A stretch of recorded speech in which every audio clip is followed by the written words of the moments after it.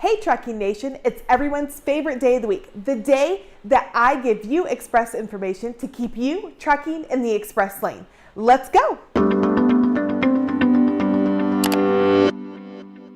Okay, so today I want to talk about a topic that is not fun and that is outrageous that it's even happening here in America, much less all over the world. But it is a serious topic that needs to be brought to the forefront of your mind, and that is human trafficking. And you are out on the road every single day. You guys are the ones that are more likely to encounter these kinds of situations at truck stops, at restaurants, at gas stations. It's happening all over the world.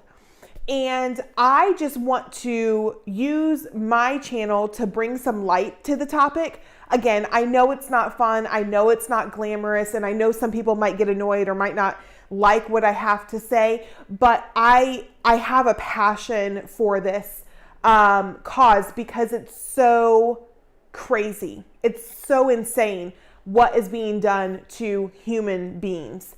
And so I have some statistics that I didn't want to get wrong, so I printed them out. But I want to read these statistics to you and kind of see if that touches something within you to want to help or to want to keep an eye out. Officially, the end of July marks the World Day Against Trafficking. So officially it's in July. However, I think it should be every day. I think it should be every day that we are keeping our eyes open and looking and seeing what is going on around us. And if somebody is in trouble and if we can help them, we need to help them. So I love that there is a World Trafficking Day now to bring more awareness to the problem.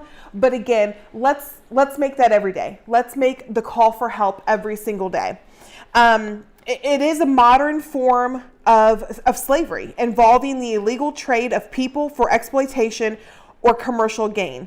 And that can take many forms. It is becoming a global multi-billion-dollar enterprise. Did you hear that? A multi-billion-dollar enterprise, human trafficking. It affects nearly every single country. According to the United Nations, there's no country left out of the human trafficking era that we're seeing. Sex trafficking alone is among the world's fastest growing criminal industries. So I'm just going to give you some quick statistics to just to educate you on what's going on and what's going on around you. And probably you encounter this on a daily basis. The trafficking of women and children is the world's fastest growing crime. There are an estimated 24.9 million people trapped in forced labor via human trafficking. 24.9 million people. A majority of the women are women and girls. However, men and boys can be a part of this as well. So it's not just a female thing. It's everybody. And we need to be vigilant and we need to watch those around us. More than 50% of trafficking victims are sexually exploited. Most common form of human trafficking is sexual exploitation.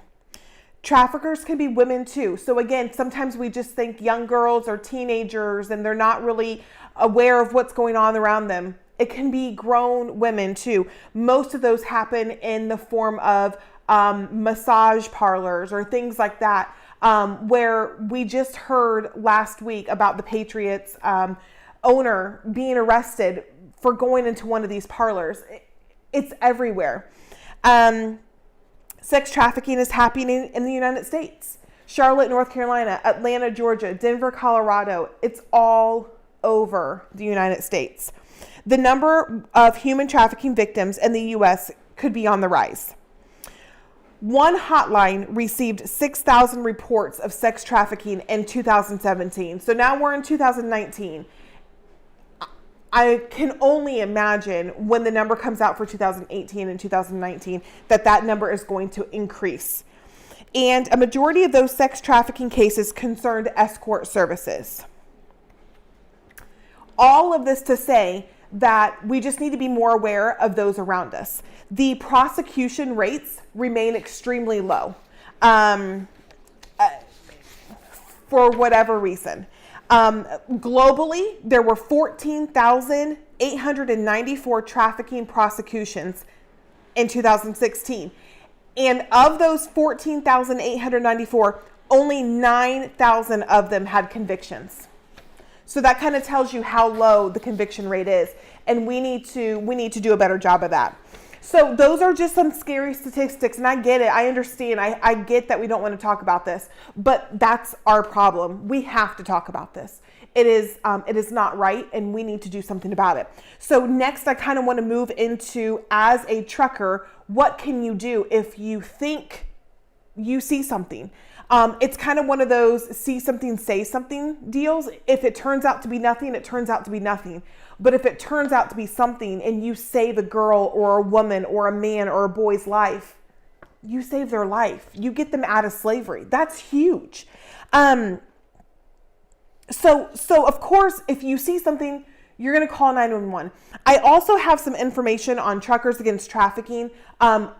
It's just that. It's an organization who train truckers, who come in and do classes and do training to train you guys on how to keep an eye out for it and what to do. So there is a special number, and I'll give it. It is 1-888-3737-888. And that is for the United States. There are other numbers for Canada and Mexico.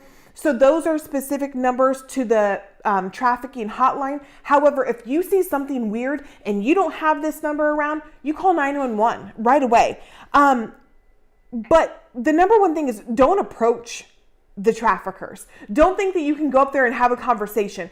Allow the professionals and the authorities to do that for you. So if you see something, simply call 911 or the trafficking hotline and let them do their job. I just want to quickly give you some red flags to look for.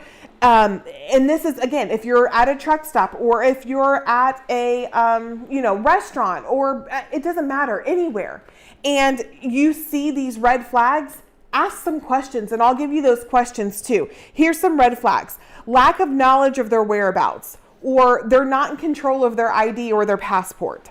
If they have restricted or controlled communication. If they're not allowed to speak for themselves. So if you're asking them questions and somebody else is giving you answers, that's a sign.